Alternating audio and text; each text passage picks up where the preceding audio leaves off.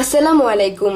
হে জগতবাসী, আমি নুসরাত জাহান সামিয়া আবারও আপনাদের সামনে হাজির হইলাম বিশ্বআধ্যাত্মিক জ্ঞান সঞ্চার দরবার শরীফ হইতে আমার পিতা শামীম আলী চিশতীর লেখা একটি গ্রন্থ। সেই গ্রন্থটির নাম হলো শরীয়তের পেট থেকে হাকিকত এবং মারিফতকে উদ্ধার। সেই গ্রন্থটির একটি আলোচনা শোনাবো। আপনারা যদি আমার আলোচনাগুলো মনোযোগ সহকারে শুনেন তাহলে অবশ্যই বুঝতে পারবেন। আজকে আমি যে আলোচনাটি করব সে আলোচনাটির হেডলাইন হলো ভাও দেখতেছি এর মধ্যে উল্টা লুকায় আছে, এবং উল্টা দেখতেছি এর মধ্যে ভাও লুকায় আছে। এই নিয়ে কিছু তত্ত্ব আলোচনা করিব। ভাও দেখতেছি এর মধ্যে উল্টা লুকায় আছে কেমন করে? একজন কারি সাহেব, মাওলানা সাহেব বা মসজিদের একজন ইমাম সাহেব সারা জীবন নামাজ রোজা করিল। একটা নামাজ, একটা রোজা ও এক ওয়াক্ত নামাজও কাজা করিল না। জগতের লোকেরা তাকে সম্মান দিয়ে কথা বলে, এই দুনিয়াতে ভালো চলে, অভাব অনটন নাই। কিন্তু এই পৃথিবীতে যতটুকু ইবাদত করেছে এর চেয়ে বেশি চেয়ে নিতেছে মোনাজাত করিয়া। এই নামাজ পড়িয়া নামাজের মাধ্যমে আল্লাহর সাক্ষাৎ কি হয়েছিল? যেই রোজা করিল সেই রোজার পুরস্কার কি আল্লাহ তার নিজের হাত দিয়ে দিয়েছিলেন?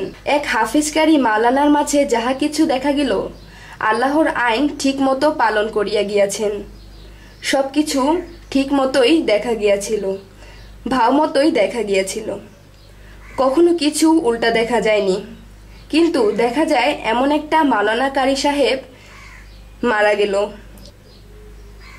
কবরে তাকে রেখে আসা হইল।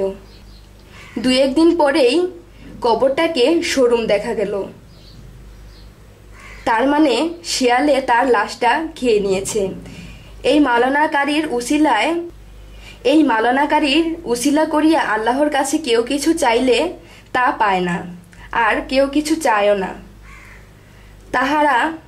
তাহারা আল্লাহর গোলাম হইয়া মরিতে পেরেছে কিনা তাও জানা নাই। কিন্তু জগতের লোকেরা তাকে উল্টা কোনো কিছুই দেখে নাই, ভাব মতোই সবকিছু দেখেছে। এতেই এদের এই অবস্থা। এখন দেখে আসি যারা উল্টা চলে তাদের কি অবস্থা। সমাজে আরেকজন ব্যক্তিকে দেখা যায় রাত্রের বেলা জাগিয়া থাকে, অর্ধেক দিন পর্যন্ত ঘুমায়। ফজর, জোহর, আসর, মাগরিব, এশা, কোনো ওয়াক্ত নামাজেরও খবর নাই। সংসারের প্রতিও তেমন মায়া নাই। যা পারে তাই সংসারে আনে, অভাব অনটন লাগিয়েই থাকে। কখনো কেউ যদি রাস্তা দিয়ে ওই ব্যক্তিটিকে হেঁটে যেতে দেখে, কি যেন পাগলের মতো বিড়বিড় করে, আর চোখ দিয়ে ছলো ছলো পানি ঝরতে দেখা যায়। শরীরের প্রতিও যত্ন নাই।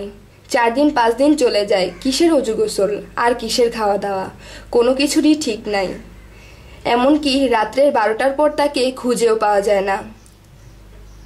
জমি জামা ছিল অনেক, কিন্তু যদি কোনো মানুষের বিপদ আপদ দেখত তখন তার সম্পদ হইতে মানুষকে দিয়ে দিত। দুনিয়াবি কোনো সম্পদেরই মায়া নাই। দুনিয়াবি শত দুঃখেও একই রকম থাকে। এমন করেই জীবন কেটে যাচ্ছে, এবং বেশিরভাগ মানুষই তাকে ঘৃণা করে। বেনামাজি, বেরোজাদার বলে গালাগালি করে, অনেক অপমানও করে। এই জগতে যেই লোকেরা তাহাকে চিনে ফেলল, বুঝে গেল এই লোকের পিছন ছাড়া যাবে না, তাহারা কি দেখে পিছন ছাড়ে না? ওই ব্যক্তিটি কাউকে কিছু বলে দিলে তা হইয়া যায়। কোনো অসুস্থ রোগীর মাথায় হাত বুলিয়ে দিলে সেই রোগীটি সুস্থ হয়ে যায়। নিঃসন্তানকে বলে দিলেও, যাও, আল্লাহ তোমাকে একটি ফুটফুটে ছেলে সন্তান দান করবে।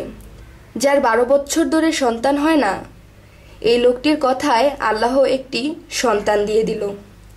আস্তে আস্তে মানুষ তাহারা অনেক কিছুই ভালো প্রমাণ পাইয়া গেল। তাহারা এই কামেল ব্যক্তিটির কেউ আশেক ভক্ত হইয়া গেল। অনেক মানুষ তাহাকে মানিতে থাকলো এবং মানুষদের সুপথ দেখাইতে থাকলো। এই জগতে একজন ব্যক্তিকে তার ভার বহন দিয়া তিনি এই পৃথিবী ত্যাগ করিল। এরপর দেখা যায় যে সমস্ত ভক্ত আশেকগণের তাহার কবরটিকে একটি মাজারে পরিণত করিল। এত ভক্ত আশেকের মাঝখান থেকে কিভাবে এই ব্যক্তিটি শিয়ালে খাবে? এবং তাকে কেউ দেখল না নামাজ পড়িতে, রোজা রাখিতে।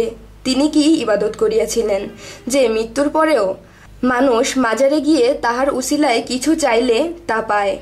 মরার আগেও আল্লাহ তাআলার তাহার উসিলায় মানুষকে বিভিন্ন মরার আগেও আল্লাহ তাআলা তাহার উসিলায় মানুষকে দিয়েছেন এবং ইন্তেকালের পরেও তিনি দিয়েছেন বা দিয়া থাকেন। কেননা তিনি গোপনে আল্লাহর গোলাম থেকে বন্ধুত্ব অর্জন করিয়া গিয়াছিলেন এবং তাহার কর্মকাণ্ড সবাই তো খারাপ দেখে গিয়েছিল। তাহলে এই খারাপের মাঝেই ভালো কিছু লুকাইয়া আছে। এইভাবে উল্টার মধ্যেই ভাও লুকাইয়া থাকে। এই বলে আমি আমার আলোচনা শেষ করছি। আমাদের চ্যানেলের ভিডিওগুলো যদি আপনাদের ভালো লাগে, চ্যানেলটিকে সাবস্ক্রাইব করে আমাদের সাথেই থাকুন ভালো ভালো ভিডিও পাওয়ার জন্য। বা আমার ভিডিওগুলো ভালো লাগে বা আপনাদের মনে কোনো প্রশ্ন জাগে, তাহলে আপনারা কমেন্ট বক্সে জানাবেন। এই বলে আমি আমার আলোচনা শেষ করছি। সকলে ভালো থাকবেন, সুস্থ থাকবেন। আল্লাহ হাফেজ।